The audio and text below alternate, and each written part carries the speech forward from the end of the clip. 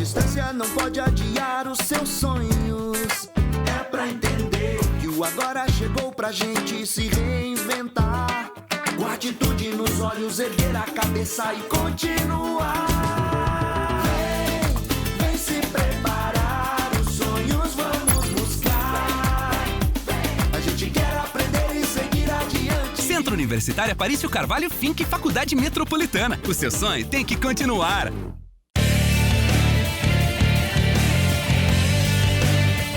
Sou o professor Rogério Rocha, sou coordenador do curso de farmácia do Centro Universitário Aparício Carvalho. O curso de farmácia do Centro Universitário Aparício Carvalho possui um diferencial de mercado. O nosso curso contempla vários campos de atuação da profissão farmacêutica, que vai desde a farmácia comunitária, farmácia magistral, farmácia hospitalar, área de nutrição e um diferencial que só o nosso centro universitário tem, que é tanto a análise clínica na área de patologia veterinária e o cuidado com o medicamento da área veterinária. Então você que quer se tornar um profissional farmacêutico diferenciado no mercado, vem para a Finca. Toda a estrutura que você precisa tem na Finca.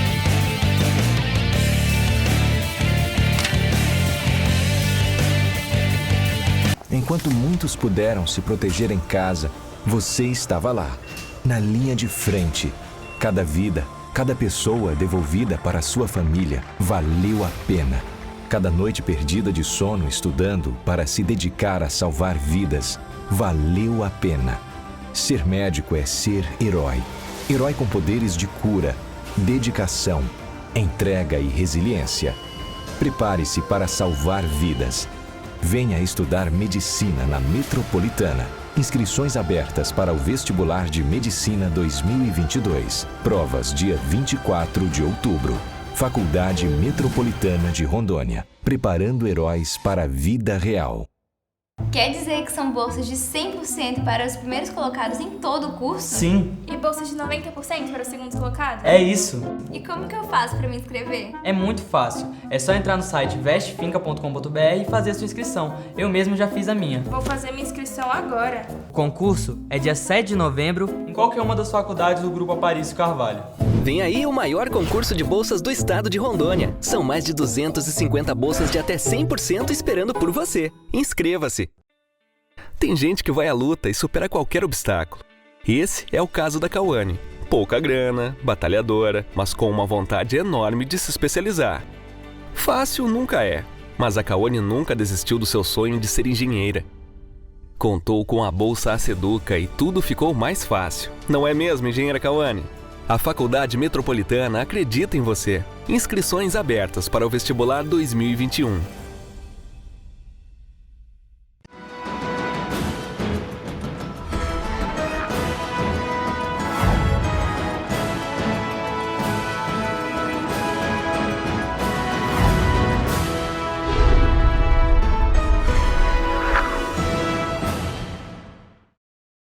No ar, mais um programa Sala de Opinião. E hoje recebendo João Paulo Viana. Ele é doutor em Ciências Políticas e professor da Universidade Federal de Rondônia. E o assunto, logicamente, que é a política, né? A economia do Brasil e a situação econômica em que vivemos no momento atual. Bem-vindo, doutor. Olá, doutor Aparício. Grande satisfação retornar aqui ao Centro Universitário Aparício Carvalho, a Finca, onde eu comecei a minha carreira docente em 2006. E agora ter a oportunidade de debater um pouco sobre a política brasileira e rondoniense com o senhor. Muito obrigado pelo convite. Prazer todo nosso. Uma satisfação sempre recebê-lo aqui no Centro Universitário.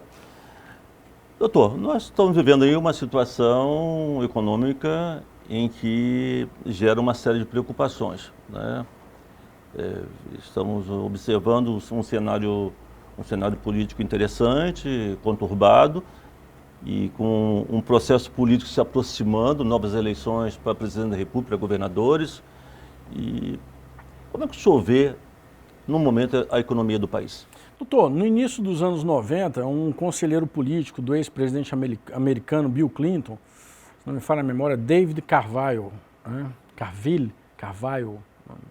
ele cunhou a expressão, que ficou bastante conhecida entre economistas e cientistas políticos, denominada de a economia estúpido, né? Então, O Brasil vive uma recessão econômica, uma profunda crise econômica, inclusive com uma inflação que supera aí todos os índices, se você pegar 20 anos para trás, então, para frente, né? Então, isso tem um impacto direto na economia. Óbvio que essa crise também foi impulsionada pela pandemia, isso é evidente, né? Mas o governo está completamente perdido do ponto de vista da crise econômica, né? Nós temos um dólar nas alturas, uma discrepância enorme entre a moeda brasileira e a moeda americana. O dólar está a quase 5,5 reais, né? E inflação. A inflação ela é completamente prejudicial, principalmente às famílias de baixa renda, às famílias de menor renda. Isso pega o impacto da inflação, ele é muito maior nessas famílias que têm aí 2, 3 salários mínimos, de 1 a 3 salários mínimos por mês, né? O impacto é muito grande no supermercado, né? Na feira, né? Principalmente nos alimentos. Então isso se reveste nas preferências políticas do eleitorado hoje. Essas pesquisas de opinião que apontam um declínio substancial do atual presidente, o presidente Bolsonaro, isso é um reflexo também e principalmente da situação econômica do Brasil. Nós estamos vivendo uma crise política que se estende desde a reeleição de Dilma Rousseff, mas se acirra durante o governo Bolsonaro. É uma crise entre os poderes. Eu até acredito que a crise só não foi maior pelo desenho do nosso sistema político, que é um sistema de muito mais acomodação, de check and balances, de freios e contrapesos, né, que permitem que as instituições acabem tornando-se vigilantes umas das outras, né, que é o papel do judiciário, o papel do próprio legislativo durante o governo Bolsonaro. Mas essa crise ela ainda é impulsionada pela questão sanitária e a questão econômica, né, o que tem um impacto direto hoje na avaliação do presidente da República, né. Por outro lado, nós temos uma conjuntura política incerta no Brasil, né, até bem pouco tempo atrás, havia muitas dúvidas sobre os rumos da eleição de 2022. O próprio presidente voltou atrás no discurso dele na Avenida Paulista, né, no mês de, acho que se não me falha a memória, no mês de agosto, né, o início do mês de setembro. Né, ele voltou atrás, aconselhado pelo próprio presidente Temer, garantiu que nós teremos eleições transparentes, eleições limpas, né, no ano de 2022. Isso é importantíssimo até para acalmar o mercado, para acalmar, né, os investidores externos, né, passar-se uma segurança maior do Brasil, né, perante o mundo, perante os nossos parceiros comerciais. Né.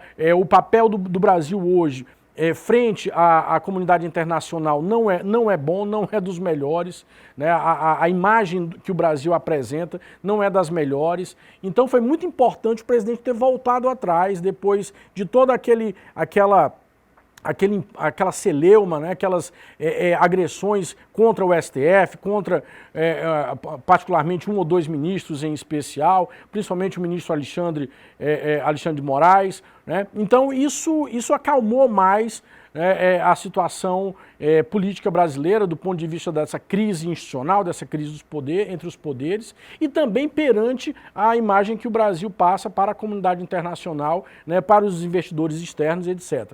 Eu acredito que hoje essas pesquisas de opinião que apontam Bolsonaro com cerca de 1/4% dos votos e apontam o ex-presidente Lula com cerca de 40% das intenções de voto, elas são um reflexo direto da crise institucional, da crise econômica que o Brasil vive no momento. É óbvio que está muito cedo, tudo pode acontecer ainda, tudo pode mudar, podemos até ter uma terceira via que realmente se torne viável do ponto de vista eleitoral, ainda que eu não acredite. Acredito que a eleição ficará entre Lula e Bolsonaro, né? Mas nós temos ainda um ano pela frente e é muito chão ainda. O senhor, com toda a sua experiência política de quem foi deputado federal, vereador, deputado federal, vice-governador, sabe melhor do que eu que não dá para a gente fazer projeção com segurança a um ano da eleição, né? Mas eu acredito que essa polarização que está muito mais presente na sociedade, né, ela deve permanecer nas urnas em 2022, entre bolsonarismo e petismo. Doutor, nós verificamos no dia a dia, na constante, andando pelas ruas, e que a pobreza aumentou. E as ruas estão sendo tomadas por moradores de rua. não só no Brasil, mas isso no mundo. Você acha que o nosso panorama pós-pandemia ou durante a pandemia, em que estamos vivenciando e estamos passando por isso, o Brasil foi pior do que os outros países? Olha, doutor, eu acho que, do ponto de vista de como nós tratamos a pandemia, eu acho que sim.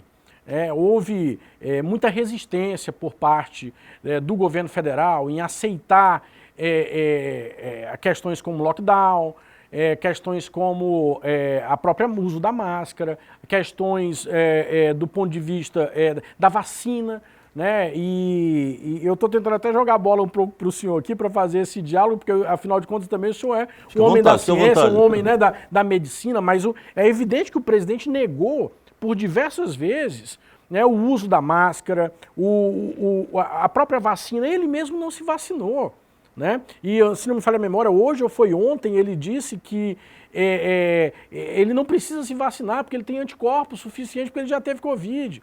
Então, assim, nós estamos falando de um mandatário geral da nação, né, da pessoa que guia o país do ponto de vista político, do ponto de vista do governo.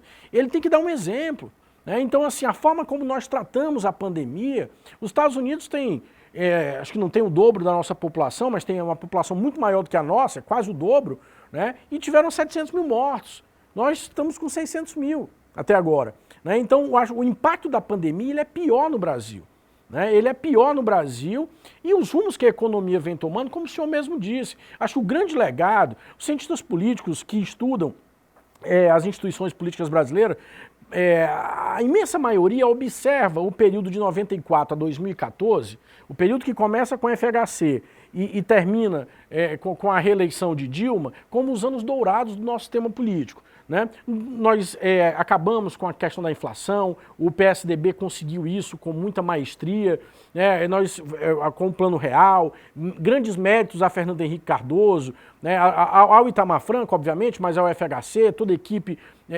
econômica ligada ao PSDB, né? que pensou, né, o Plano Real, que trouxe estabilidade monetária para o país, né? O Brasil começou a crescer, o Lula foi importantíssimo do ponto de vista da distribuição de renda, né? Do ponto de vista do sistema político, nós estabilizamos o sistema político partidário, fizemos uma alternância de poder, esses dois grupos estiveram aí se alternando no poder por mais de 20 anos, né? Uma centro-direita liderada pelo PSDB, uma centro-esquerda liderada pelo PT.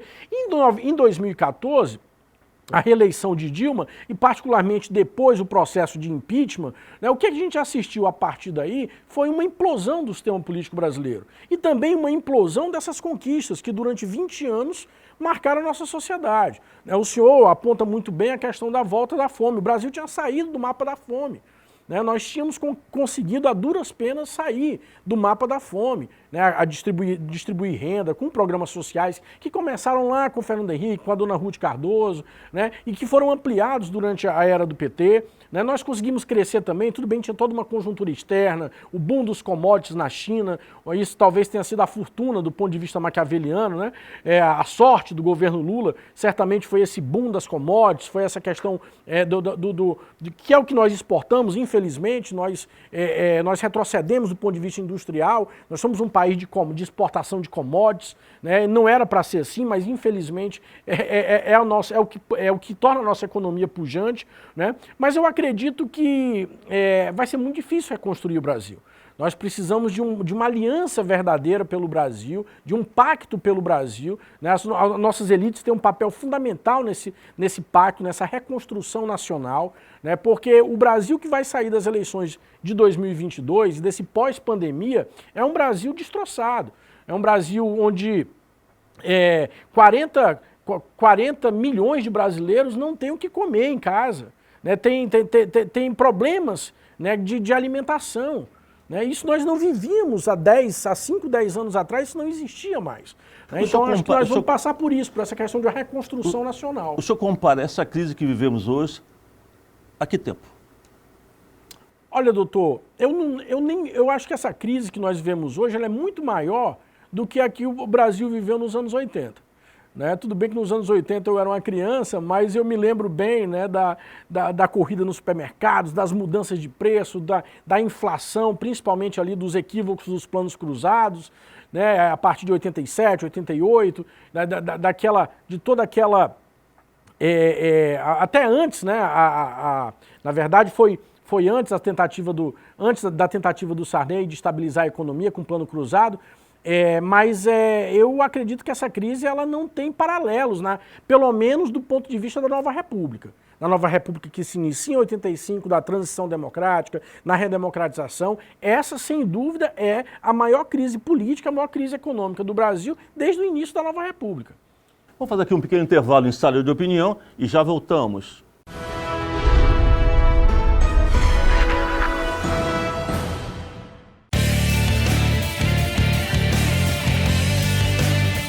Sou o professor Rogério Rocha, sou coordenador do curso de farmácia do Centro Universitário Aparício Carvalho. O curso de farmácia do Centro Universitário Aparício Carvalho possui diferencial de mercado. O nosso curso contempla vários campos de atuação da profissão farmacêutica, que vai desde a farmácia comunitária, farmácia magistral, farmácia hospitalar, área de nutrição e um diferencial que só o nosso centro universitário tem, que é tanto a análise clínica na área de patologia veterinária e o cuidado com o medicamento da área veterinária.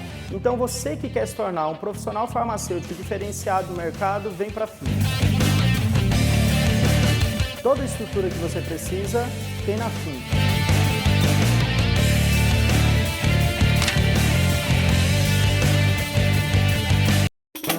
A distância não pode adiar os seus sonhos. É pra entender que o agora chegou pra gente se reinventar. Com atitude nos olhos, erguer a cabeça e continuar. Vem se preparar, os sonhos vamos buscar. A gente quer aprender e seguir adiante. Centro Universitário Aparício Carvalho Finck Faculdade Metropolitana. O seu sonho tem que continuar. Quer dizer que são bolsas de 100% para os primeiros colocados em todo o curso? Sim. E bolsas de 90% para os segundos colocados? É isso. E como que eu faço para me inscrever? É muito fácil. É só entrar no site vestefinca.com.br e fazer a sua inscrição. Eu mesmo já fiz a minha. Vou fazer minha inscrição agora. O concurso é dia 7 de novembro em qualquer uma das faculdades do Grupo Aparício Carvalho. Vem aí o maior concurso de bolsas do estado de Rondônia. São mais de 250 bolsas de até 100% esperando por você. Inscreva-se! Tem gente que vai à luta e supera qualquer obstáculo. Esse é o caso da Cauane. Pouca grana, batalhadora, mas com uma vontade enorme de se especializar. Fácil nunca é, mas a Cauane nunca desistiu do seu sonho de ser engenheira. Contou com a Bolsa Aceduca e tudo ficou mais fácil. Não é mesmo, engenheira Cauane? A Faculdade Metropolitana acredita em você. Inscrições abertas para o vestibular 2021.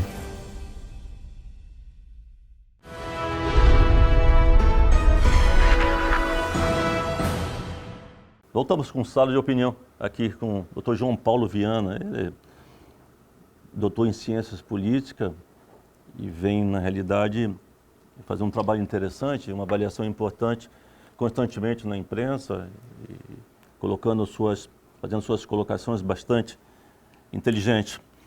Doutor, nós vivenciamos momentos interessantes, momentos importantes. Tivemos um 7 de setembro com multidões na rua. E muitos analisam aquele 7 de setembro, como grande apoteose do presidente Bolsonaro. Outros acham que a população foi à rua por ser 7 de setembro e motivada também pelo presidente. E, ao mesmo tempo, alguns falam que a popularidade do presidente Bolsonaro não é aquela que a rua apresentou. Como o senhor faz essa avaliação de popularidade do presidente, manifestações cívicas? Como se misturou isso? Qual é a visão do senhor? Doutor, sem dúvida alguma, o presidente ele tem uma base política de apoio bastante organizada. Isso é evidente. Né? Acho que aquele 7 de setembro mostrou que o presidente ainda tem muito apoio, uma força grande, mas ao mesmo tempo aquilo ali é visto por muitos analistas, e eu concordo com isso, como um núcleo duro do bolsonarismo. Né? É como se nós tivéssemos aqui, dos 100% do eleitorado brasileiro, né, cerca de 10, 12% pertencentes a uma extrema-direita que apoia o Bolsonaro, seja como for, em qual circunstância for, e do lado também do petismo, nós temos basicamente isso.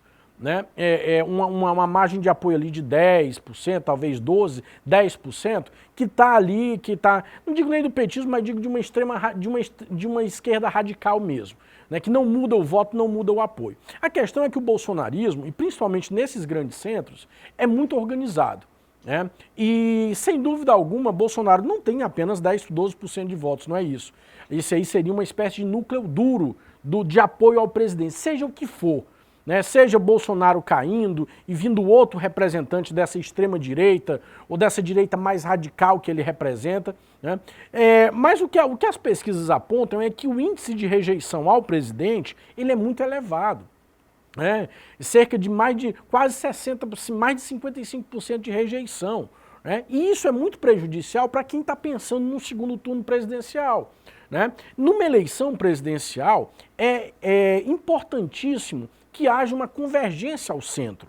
Né? O centro é um lugar importantíssimo dentro de uma perspectiva de uma eleição presidencial. Então, qualquer candidato precisa se afastar desses radicalismos. Né? A conjuntura política que ocorreu em 2018 certamente não prevalecerá agora. Né? Aquele contexto do lavajatismo, de toda a força da Lava Jato, de um crescente antipetismo, né? De uma conjuntura de um discurso antipolítica muito forte, né, a favor de uma nova política, digamos assim. A conjuntura muda muito rápido. Né? A gente está dando uma entrevista aqui agora, daqui a pouco a realidade já é outra. Né? Daqui a algum fato pode mudar por completo a conjuntura. Então eu observo que, para essa eleição presidencial, o centro é fundamental. Isso não quer dizer que esse centro seja ocupado por uma terceira via, não é isso. Mas os próprios candidatos já buscam se situar ao centro. O Lula tem buscado se mostrar como alguém de centro. E ele sempre foi um bom negociador, né, tanto é que ele veio era uma liderança dos sindicatos, que negociava com os patrões, que negociava, né, com o mercado, com o grande capital. Né? Então ele sempre foi muito habilidoso desse ponto de vista político. E ele está agora se apresentando como alguém de centro. O Ciro Gomes, da mesma forma, como sabe que é quase impossível ele retirar o voto do lulismo, do petismo, ele também está buscando se posicionar como um candidato de centro.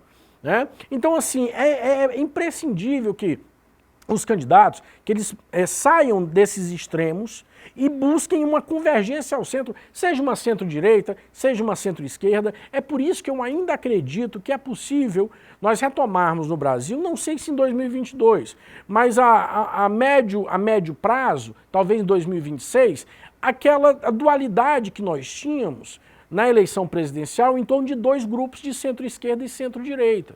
Né, que guiou aí, esses dois grupos guiaram as eleições presidenciais de 94 a 2014, né, entre PSDB e PT e seus respectivos aliados. Né, então, assim, aquela conjuntura que levou Bolsonaro ao poder, né, dentro daquele discurso, de um discurso antipolítica, de um discurso antipetismo, de um discurso do lavajatismo muito forte. A Lava Jato estava no ápice em 2018. Né? O Lula preso, né? Toda aquela conjuntura, ela não existe mais hoje. Né? E o que impacta hoje, qual é o maior obstáculo para Bolsonaro hoje? É a questão da economia, que nós falávamos agora. Né? Porque o eleitor, ele faz um cálculo, muitas vezes, que para nós pode parecer equivocado, mas não é. Que é o cálculo, que é o bem-estar dele. Né? Então ele vai comparar isso, é a questão da memória. Né? Os anos do PT, eles foram muito benéficos para uma parte da população que não tinha acesso a bens fundamentais, como educação, como acesso à saúde, como acesso à renda. Né? Então hoje o eleitor, isso não me espanta as pesquisas de opinião, nesse momento retratarem uma superioridade do Lula sobre o Bolsonaro, ainda que o Bolsonaro tenha uma base de apoio muito organizada, como nós falávamos agora há pouco, né? Isso não me espanta porque o eleitor ele está buscando, ele está lembrando daquilo que trazia bem-estar a ele. Então ele está colocando na bandeja aí. O que é mais importante? É um discurso de corrupção? O PT errou muito com corrupção. Né? O PT, houve escândalos enormes na Petrobras. O Lula tem diversas acusações contra ele. Né? Mas, por outro lado, eu vivia melhor durante a era Lula. Eu tinha um poder de compra maior, eu tinha um acesso a bens fundamentais, ao consumo, eu tinha crédito, eu tinha comida na mesa, e hoje eu não tenho mais isso. Então isso, se a economia persistir da forma como está até a eleição presidencial de 2022, Bolsonaro certamente perderá a eleição. Doutor, é interessante essa observação. E quem elegeu, na realidade, o presidente Bolsonaro foram todos nós contra o PT, contra o desmando do PT, a corrupção. E hoje a população volta a querer o PT? Essas pesquisas realmente elas são verídicas ou são falsas pesquisas? Olha, doutor, basicamente eu me posiciono pelo novo instituto, né? Agora me fale o nome, o novo instituto que nasceu com o fim do Ibope, né? Os executivos fundaram, agora me fugiu o nome aqui. E as pesquisas do Datafolha, né? Evidentemente que as pesquisas elas eu podem... pergunto pelas acusações constantes, essas pesquisas são falsas, não são falsas? Exato, né? Mas eu acredito que isso tem muito a ver com o cálculo que se é feito, né? Esse cálculo do eleitor. Eu vou dar um exemplo claro para o senhor. Em 2006, nós estávamos no auge do escândalo do Mensalão. O Mensalão foi em 2005, em 2006 nós tivemos eleição presidencial, né? E, inclusive, o senhor deve lembrar, porque o senhor é amigo pessoal do Geraldo Alckmin, né? Inclusive, já trouxe o Alckmin aqui várias vezes, eu estive, inclusive, presente uma das vezes, né? E o Alckmin havia uma possibilidade do Alckmin ganhar a eleição contra o Lula, né? Principalmente por conta desses impactos da eleição de 2006, das denúncias de corrupção contra o PT. Quando abriram as urnas, o Lula ganhou com uma margem, acho que 20 milhões de votos de diferença, né? Mas tinha um grande detalhe naquela eleição, né? O eleitorado do PT naquela eleição, na reeleição do Lula em 2006, não era mais o eleitorado que tinha eleito Lula em 2002.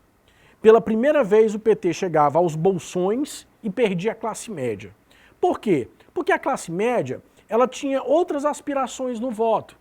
É um voto mais pela questão da ética, pela questão da moralidade, pela questão do combate à corrupção, né? E pela primeira vez o PT ganhava mesmo os bolsões de pobreza, né? O eleitorado parecia o mesmo do ponto de vista do resultado eleitoral, mas o perfil do eleitorado tinha se modificado. O que eu quero dizer com isso? Os cientistas políticos chamam isso até de realinhamento eleitoral, que foi o que houve com o PT entre a eleição de 2002 e 2006. O PT vence a eleição, a diferença é quase a mesma no segundo turno, de 2002 para 2006, só que com uma diferença, o perfil do eleitorado mudou. O PT perde a classe média, que votava com ele desde 89 nas eleições presidenciais, mas ele ganha agora, pela primeira vez, os bolsões de pobreza, que durante todo esse período tinha ido principalmente com Collor, com FHC, né, etc. Então, o que eu quero dizer isso? O que eu quero dizer para o senhor? Para a imensa massa que está passando fome hoje, para essa imensa massa da população que não tem o que comer, que não tem recursos, né, que não tem recursos financeiros, que passa por um problema gravíssimo, né, dessa questão alimentar, né, para essa massa da população, nós temos hoje no Brasil, né, uma questão de corrupção que pouco importa. Ela está mais preocupada com o bem-estar dela. E quem sou eu para dizer que isso é certo ou é errado? Né? Mas é uma questão notória disso. Que um cientista político americano chamado Anthony Downs cunhou a expressão, pelo menos utilizam a expressão para denominar a teoria dele, do ignorante racional. É o indivíduo que ele não vota por questões de ética, por questões de corrupção, por isso, porque se ele estar bem, né? Se ele estar bem, se ele está do ponto de vista do bem-estar, se ele tem comida na mesa, se ele tem acesso à educação, se ele tem acesso a bens fundamentais, se ele está consumindo, ele está votando, né? Então, e não é o lulismo, não é o petismo. Isso é um ciclo, professor? É quem fizer. Eu acho que enquanto o Brasil continuar um país subdesenvolvido, doutor, enquanto nós continuarmos um país extremamente dependente do Estado, né, do ponto de vista de políticas sociais, eu acho que isso se perpetua. Vou fazer aqui um pequeno intervalo em sala de opinião e já voltamos.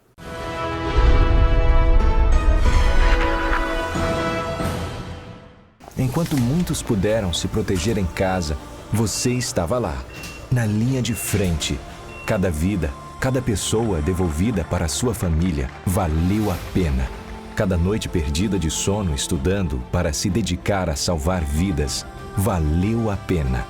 Ser médico é ser herói. Herói com poderes de cura, dedicação, entrega e resiliência. Prepare-se para salvar vidas. Venha estudar medicina na Metropolitana. Inscrições abertas para o vestibular de Medicina 2022. Provas dia 24 de outubro. Faculdade Metropolitana de Rondônia. Preparando heróis para a vida real. A distância não pode adiar os seus sonhos. É pra entender que o agora chegou pra gente se reinventar. Com atitude nos olhos, erguer a cabeça e continuar. Vem se preparar, os sonhos vamos buscar. A gente quer aprender e seguir adiante. Centro Universitário Aparício Carvalho Fink Faculdade Metropolitana. O seu sonho tem que continuar. Quer dizer que são bolsas de 100% para os primeiros colocados em todo o curso? Sim. E bolsas de 90% para os segundos colocados? É isso. E como que eu faço para me inscrever? É muito fácil. É só entrar no site vestefinca.com.br e fazer a sua inscrição. Eu mesmo já fiz a minha. Vou fazer minha inscrição agora. O concurso é dia 7 de novembro em qualquer uma das faculdades do Grupo Aparício Carvalho. Vem aí o maior concurso de bolsas do estado de Rondônia. São mais de 250 bolsas de até 100% esperando por você. Inscreva-se! Tem gente que vai à luta e supera qualquer obstáculo. Esse é o caso da Cauane. Pouca grana, batalhadora, mas com uma vontade enorme de se especializar. Fácil nunca é, mas a Cauane nunca desistiu do seu sonho de ser engenheira. Contou com a Bolsa Aceduca e tudo ficou mais fácil. Não é mesmo, engenheira Cauane? A Faculdade Metropolitana acredita em você. Inscrições abertas para o vestibular 2021.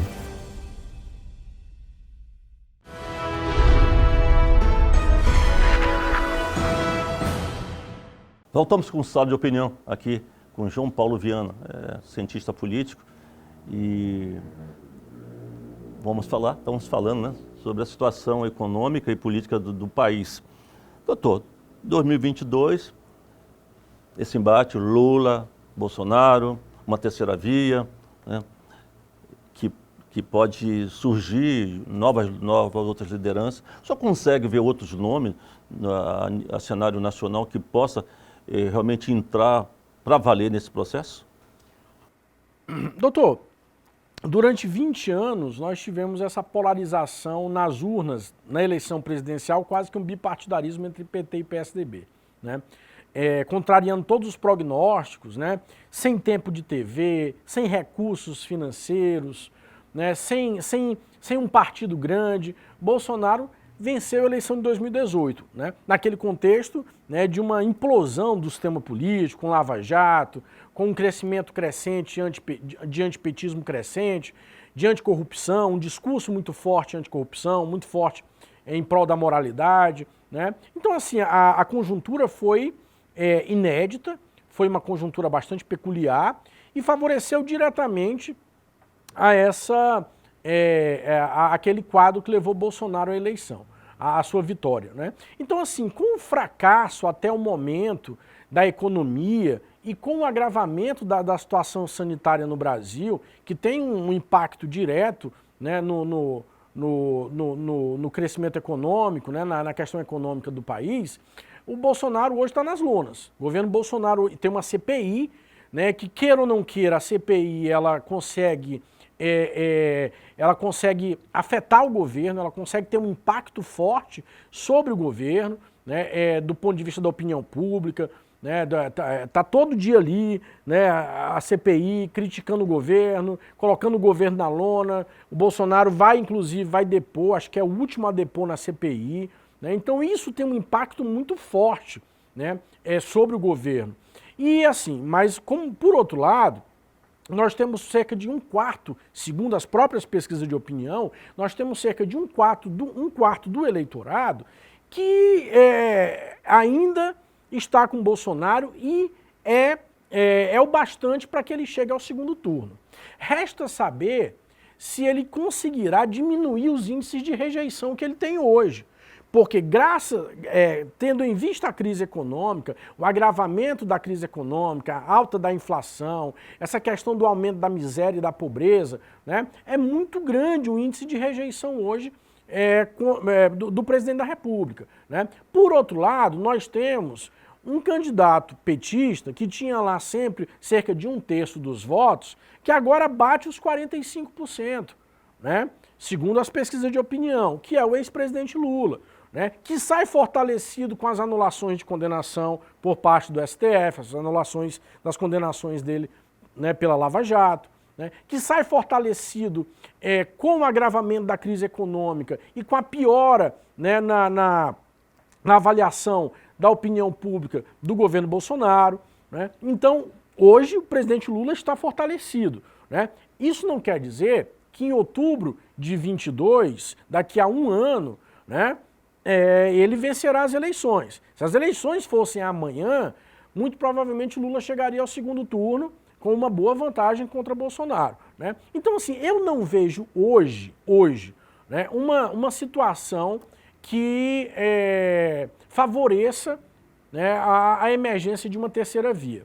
Seja o Dória ou o rapaz do Rio Grande do Sul, Eduardo Leite, né? Seja um Ciro Gomes, que não decola, não consegue decolar, bons nomes, inclusive. Dória teve um papel fundamental contra a pandemia em São Paulo, mostrou sempre muita responsabilidade, né?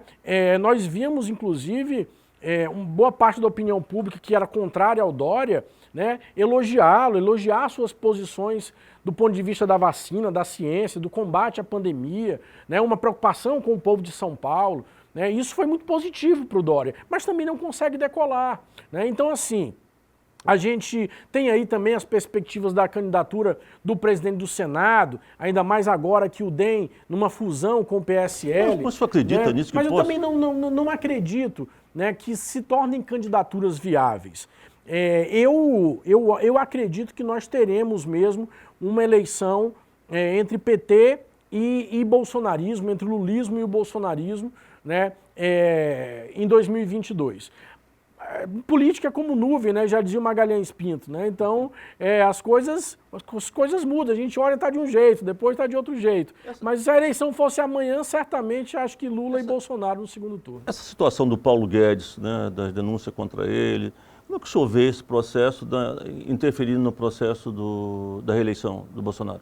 São denúncias graves, né? Denúncia de favorecimento dele a si próprio, né, com a questão de investimentos em paraísos fiscais, né, denúncias que giram em torno de que ele teria ganho com o aumento do dólar e isso prejudica o país. Isso tende a agravar também a situação do Bolsonaro perante a opinião pública. Agora, aquela questão que eu coloco para o senhor. Essas denúncias, elas são menores numa conjuntura, frente a uma conjuntura econômica desfavorável.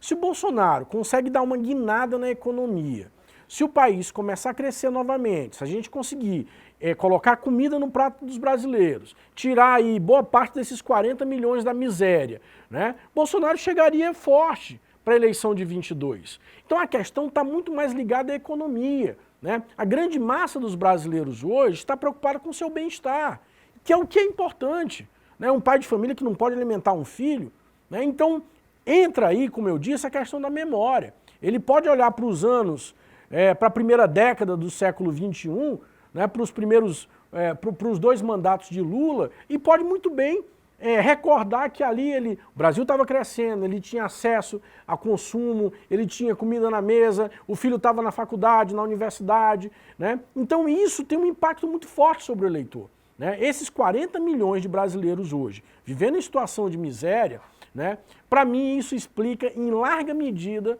né, as pesquisas de opinião hoje desfavoráveis ao governo Bolsonaro. Doutor, qual seria a mágica que o presidente Bolsonaro teria que fazer para tentar recuperar toda essa situação caótica que vive o Brasil com relação à fome?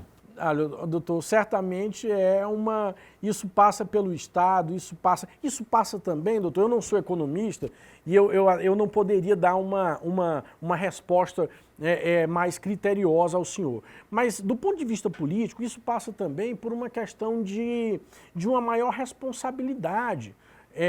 Do ponto de vista da posição que você ocupa. Né? Hoje, como nós conversávamos no início do programa, a posição do Brasil no cenário internacional ela é muito desfavorável. Né? O Brasil hoje é quase como um pária, né? Perante a comunidade internacional. Então, isso não passa uma confiança ao investidor externo, isso não passa uma confiança ao mercado. Né? Eu me recordo agora, porque no dia do discurso do Bolsonaro na Avenida Paulista, como é que o mercado se comportou no dia seguinte? Acho que isso responde, em boa medida, a pergunta do senhor. Né?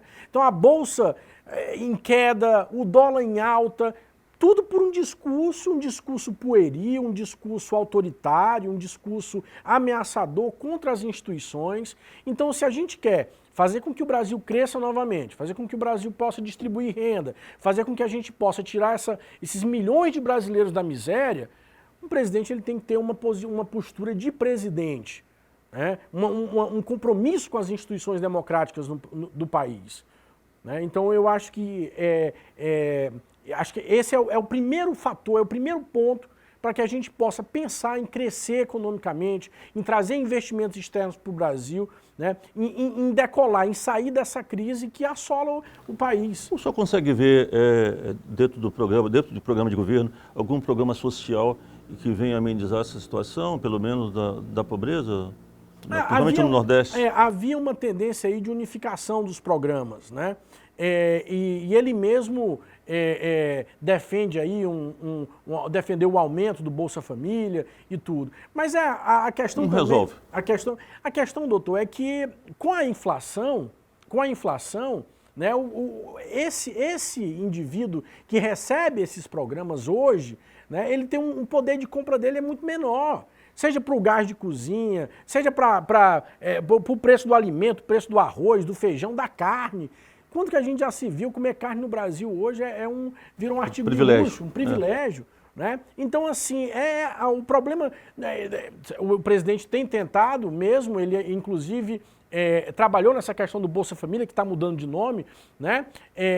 Mas, por outro lado, esse poder de compra do Bolsa Família, ele acaba se perdendo com uma inflação galopante como a nossa, né? Uma inflação que está chegando aí a 2 dígitos.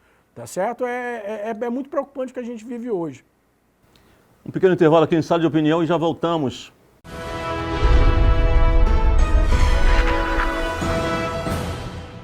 Enquanto muitos puderam se proteger em casa, você estava lá, na linha de frente.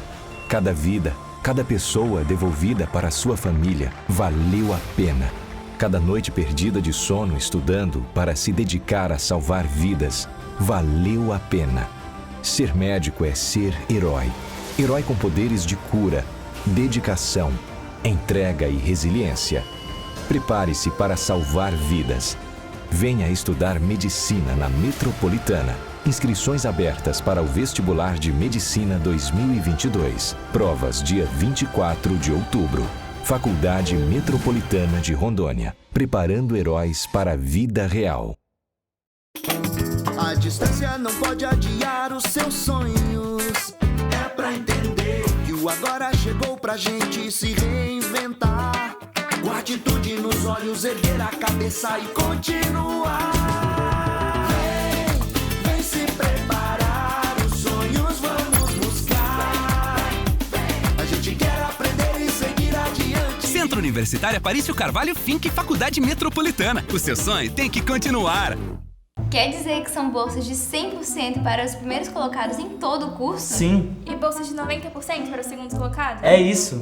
E como que eu faço para me inscrever? É muito fácil. É só entrar no site vestefinca.com.br e fazer a sua inscrição. Eu mesmo já fiz a minha. Vou fazer minha inscrição agora. O concurso é dia 7 de novembro em qualquer uma das faculdades do Grupo Aparício Carvalho.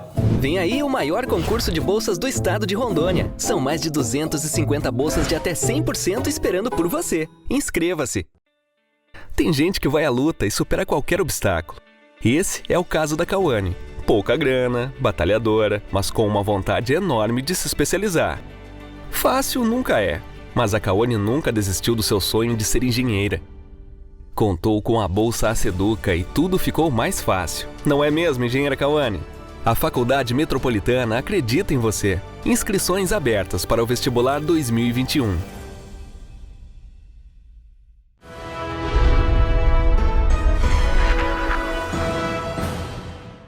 Voltamos com o estado de opinião, aqui com o doutor João Paulo Viana. E o assunto política, né? A situação econômica. O que você vê essa reforma política, doutor? Olha, doutor Aparício, a gente está... eu tinha um professor no Ceará, é um palestino com toda a formação nos Estados Unidos, e eu era aluno dele ainda em 2002, quando ele publicou com outros cientistas políticos um livro pela Fundação Konrad Adenauer, fundação alemã, do Partido Conservador, e ele começava o capítulo dizendo o seguinte, eu acho aquilo incrível, a reforma política é o cerne do pensamento político brasileiro, né? Então, assim, desde...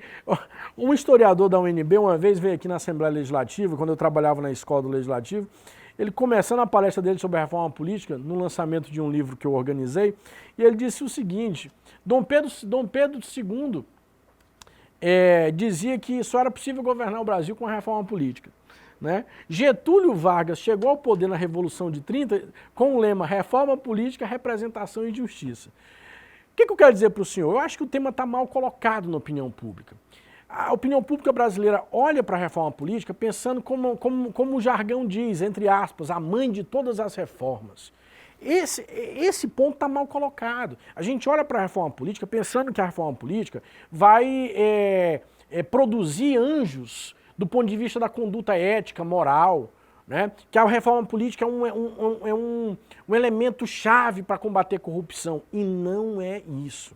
Nós temos que pensar uma reforma política do ponto de vista do aprimoramento da relação entre o eleitor e o representante, né? O representante e o representado. Nós temos que entender a reforma política como o aprimoramento, principalmente a reforma política eleitoral, como um aprimoramento de mecanismos que tornam o voto, a representação mais fiel à vontade do eleitor, né? Então, assim, outra questão importante, a opinião pública brasileira está sempre dizendo, a mãe de todas as reformas, precisa ser feita. Opa, alto lá. Desde o início da década de 90, nós estamos fazendo reforma política. O senhor já foi candidato, já foi vice-governador, deputado federal, pode lembrar bem que sempre no intervalo de uma eleição municipal e uma eleição geral, de 2 em 2 anos, nós estamos alterando as regras. Seja as mínimas regras possíveis, como agora, né? Como agora essa recente reforma, como mudamos a data da posse dos governantes, né? Ou então fizemos alterações nos critérios para os mecanismos de iniciativa popular, plebiscito, referendo, também do ponto de vista municipal, estadual, né? Então, assim, são dessas alterações até o quê? Verticalização, a cláusula de desempenho, a financiamento de campanhas. Então, muitas vezes, essas alterações constantes, elas acabam trazendo insegurança jurídica, né? E preocupação, porque causa uma instabilidade, né? Então, eu acredito que quando a gente fala de uma reforma política, eleitoral, a gente tem que olhar sobre esse prisma, sobre a questão de contribuir para a construção de um sistema eleitoral, de um sistema político, mas especificamente sistema eleitoral e partidário, mais inteligível ao eleitor, mais fiel à vontade do eleitor. Particularmente, doutor Aparício, eu vejo que a reforma política que foi realizada pelo Congresso Nacional em 2017, né, foi a melhor de todas as reformas políticas da redemocratização para cá, né? Então, assim, Por quê? Porque ela acabou com as coligações proporcionais, né? O que hoje nós temos a maior fragmentação partidária do mundo, doutor. Né? Do ponto de vista dos partidos representados no parlamento. Entre as grandes democracias, nós somos a que mais tem partidos representados no parlamento.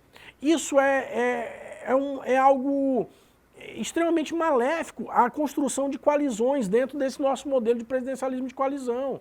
Fernando Henrique, quando foi presidente, né, e o senhor era vice-governador, deve lembrar, construiu uma coalizão enxuta, mais homogênea do ponto de vista ideológico, mas com 4, 5 partidos, PSDB, PMDB, PFL, PTB e PPB, que hoje é PP.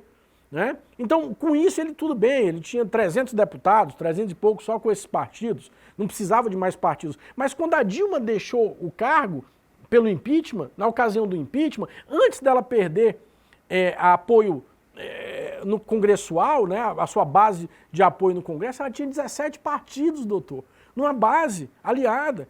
E que não há presidente que consiga gerir uma coalizão que vai do PCdoB ao PP.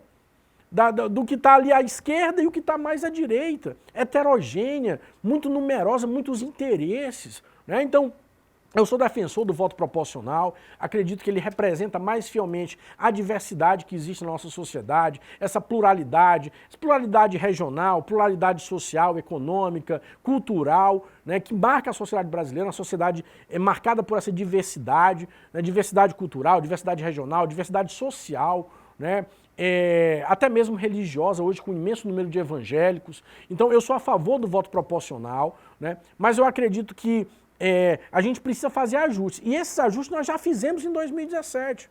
Né? Essa reforma que houve agora foi muito mais uma não reforma. Inclusive porque os deputados queriam retornar à coligação e o Senado vetou. Né? O Senado vetou o retorno das coligações. Não interessa ao Senado fazer isso, né? Coligação de forma nenhuma. Porque não...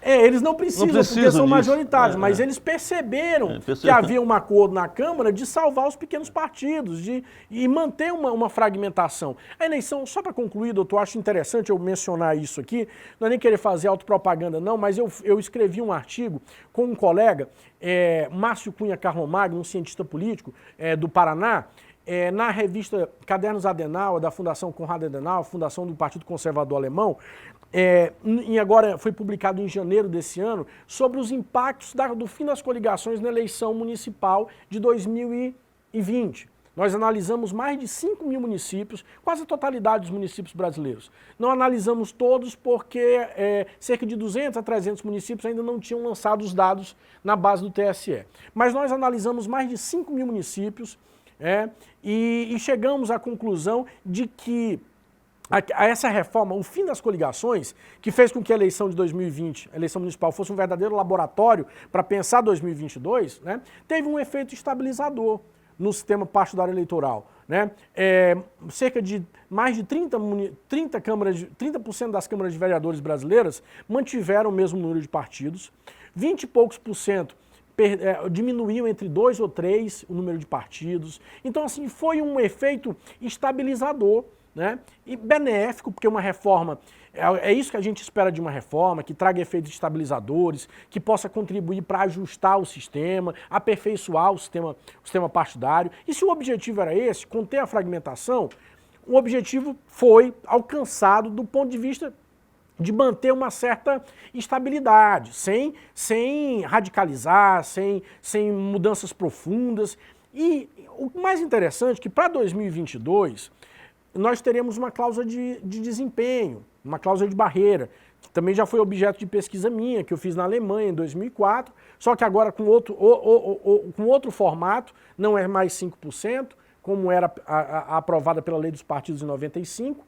Né? Hoje nós temos uma cláusula de barreira que já entrou em vigor em 2018, 1,5%, que versa sobre o acesso dos partidos a tempo de rádio e TV e também sobre o fundo partidário. Então, o partido que não alcançar agora 2% não terá acesso a tempo de rádio e TV e a fundo partidário.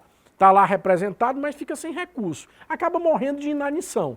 Né? E aí, até 2030, essa cláusula de desempenho chegará a 3%. A perspectiva é que, com o passar dos anos, E é por isso que a gente precisa esperar, dar um tempo para essa reforma política, que foi feita em 2017, para que ela produza resultados. 2022 é o primeiro momento em que, fim das coligações proporcionais e uma cláusula de barreira de 2%, atuarão juntas. E isso tende a ter um efeito benéfico à questão do sistema partidário. Tende a reduzir a fragmentação partidária. Como eu disse, até 2030, essa cláusula de barreira chegará a 3%. Sem coligações, isso tende a diminuir. Quem sabe a gente volta a um patamar de 15, 16 partidos no parlamento, que é o que nós tínhamos na década de 90, e já achávamos alto. Hoje nós temos cerca de 30, doutor. Então, é impossível gerir uma coalizão, gerir esse presidencialismo de coalizão com tantos partidos no parlamento, com tantos interesses, né, com tanto empecilho, né, já que esse sistema ele é muito acomodador. Ele prefere ser um sistema que acomode do que um sistema que tome decisão. Então a gente precisa diminuir esse número de partidos. Eu acho que a gente está num bom caminho. Doutor, nós estamos chegando quase ao final do programa, chegamos ao final, mas nós vamos fazer uma última pergunta, porque eu vou ter que voltar aqui para dar uma continuidade. Com o maior prazer. Sucessão estadual. Olha, doutor, está muito cedo, mas nós já temos aí vários nomes que estão despontando, né, nessa corrida eleitoral. Acho que o quadro nacional ele tende a ter um impacto também sobre o quadro rondoniense. Nós temos um Estado conservador, nós somos filhos de dois momentos autoritários, ditadura Vargas, território em 43, ditadura de 64, Estado em 82. Nós somos o Estado do agronegócio, somos o maior eleitorado evangélico do Brasil ao lado do Rio de Janeiro, né, proporcionalmente. Somos uma área de fronteira com forte influência militar. Né, 21 governadores no território, dos 27 eram militares. O nosso maior ídolo da política rondoniense, o nosso maior líder da política rondoniense até hoje, Jorge Teixeira de Oliveira, era um militar. Nós temos um governador militar. Então tudo isso mostra como nós somos conservadores. É uma combinação explosiva, que eu digo, para denominar esse nosso conservadorismo. Nós temos 3 candidatos, possíveis candidatos bolsonaristas: Marcos Rogério, o atual governador Marcos Rocha, senador Marcos Rogério, governador Marcos Rocha e Ivo Cassol. Nós temos outros candidatos também mais ao centro, seja centro-direita ou seja uma centro-esquerda. O próprio Expedito Júnior, o próprio Hildon Chaves, tem um Daniel Pereira, né, tem um Confúcio Moura, tem um Léo Moraes, que são candidatos que estão se movimentando aí dentro desse tabuleiro para se tornarem viáveis numa eleição para o governo do Estado. Está óbvio que está tudo indefinido. Né? Nós, inclusive, há essa aliança agora que pode tirar o Marcos Rocha ou o Marcos Rogério da jogada. Uma situação complicada, né? É uma situação complicada, né? e peculiar. Né? Mas dentro dessa conjuntura toda, eu estou sentindo a falta de uma mulher nessa eleição para o governo do Estado. Né? Tem aí nomes como Mariana Carvalho, como a Jaqueline Cassol, como a Silvia Regina. Né? Tem um quadro muito propenso aí ao conservadorismo, né? À eleição de homens conservadores, né? Mas está faltando uma mulher candidata dentro dessa conjuntura política que marca hoje a nossa eleição, o nosso quadro da disputa estadual. Que pode ser a grande surpresa, né? Também, né? Quem diria... imagine só, doutor Aparício, só para concluir, quem diria que Hildon Chaves seria prefeito em 2016... Né? Até a última semana sequer aparecia entre os 5 primeiros colocados. E quem diria que Marcos Rocha seria governador? Ninguém até imaginava, a última semana. Né? Então, eleição e mineração, já diz o ditado, né? Só depois da apuração, tá bom? Doutor, muito obrigado. O senhor vai ter que retornar aqui para dar continuidade a essa conversa, mas infelizmente o tempo não dá mais. Um grande abraço a todos e chegamos ao final. Obrigado a todos.